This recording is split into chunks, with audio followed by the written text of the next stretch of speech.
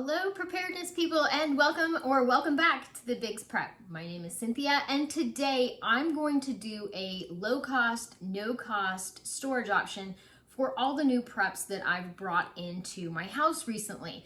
I've really cranked up preparedness and getting that Great Depression pantry filled in all the gaps. I have mason jars. I had a lady give me approximately 40 mason jars. So what I'm doing now is I am taking preps that I got recently, spices, breadcrumbs, anything that I can think of that is in plastic, and converting it over to these jars. Yeah. I have these pure lids. I bought these and I don't really care for them for canning. I have a video over on my other channel entitled "These Lids Suck." Did not like these. I have these Denali canning lids. Did not like these either. They buckled and they didn't seal well. I was not a huge fan of these, but I am going to use them for dry storage. One thing I don't do on my channel is ask for subscribers. However, if you'd like to support the channel, if you could just click the like button and maybe leave me a comment about how you are storing your preps that you're bringing into the house.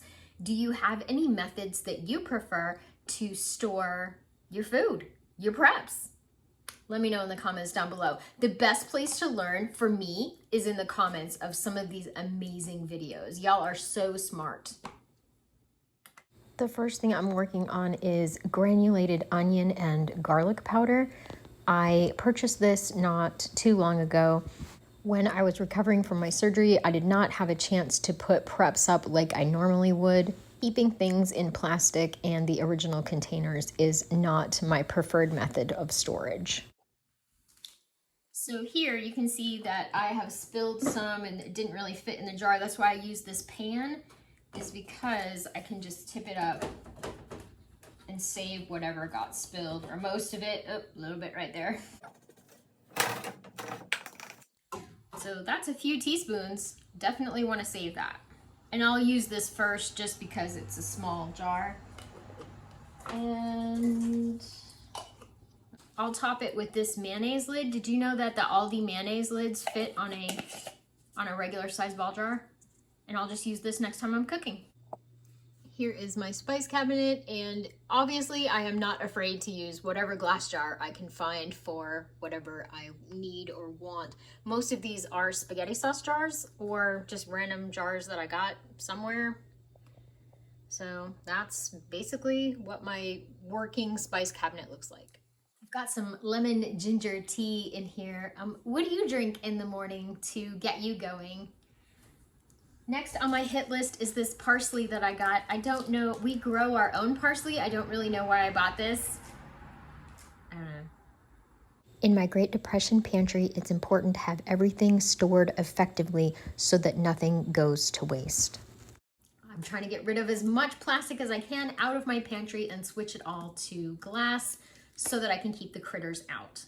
I think a prepper's greatest tool is the Sharpie marker. Totally undervalued as a prepping necessity. I've been in the prepping game for a long time, so things that may or may not have an actual expiration date, I write the date that I purchased on it, and I just put this little P because I know what it means. But I purchased this in October of 2021. Maybe it could have been September, that's okay. But now I know, like, things like spices and things that may not expire, especially when they're in a jar. I know when I purchased it, so I can rotate my stock if needed. I also put up all my egg substitutes and dried fruits into jars. We have monthly pest control, but I have to say that if we were in a situation where the bug man could not come monthly, things like little plastic baggies and cardboard are heaven for roaches and ugly bugs. With everything in a glass jar, the chances of getting infested with bugs is lower. I went ahead and restocked all of my different teas in my tea cabinet while I was in there. In 2022, I'm going to be looking for some bug-safe tea storage. I haven't opened one of these boxes yet. They're the gluten-free panko breadcrumbs that I ordered.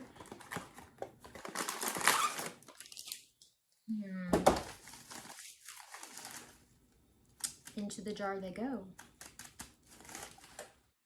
There's the aftermath. I used these Denali lids that I did not like for canning for dry storage. Purchased these in September of 2021. And this is all the packaging that is now going to go into the recycle bin. And these are much safer from pests and rodents. We'll probably use these in the next year or so. So I'm not really worried about oxygen absorbers and sealing them and all that. I have a little bit of a bag left over. I put breaded pork chops on my menu for Thursday night.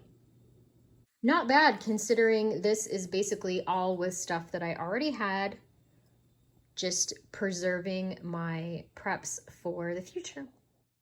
I purchased 2 kinds of breadcrumbs. This is the other kind of finer crumb, and the aftermath of that, it's so much plastic that's gone now. And my preps are much safer from rodents and bugs. When I was putting the breadcrumbs away, I realized there was some garlic salt that needed to get put up. Garlic salt is my go-to spice. What's your go-to? Leave it in the comments down below.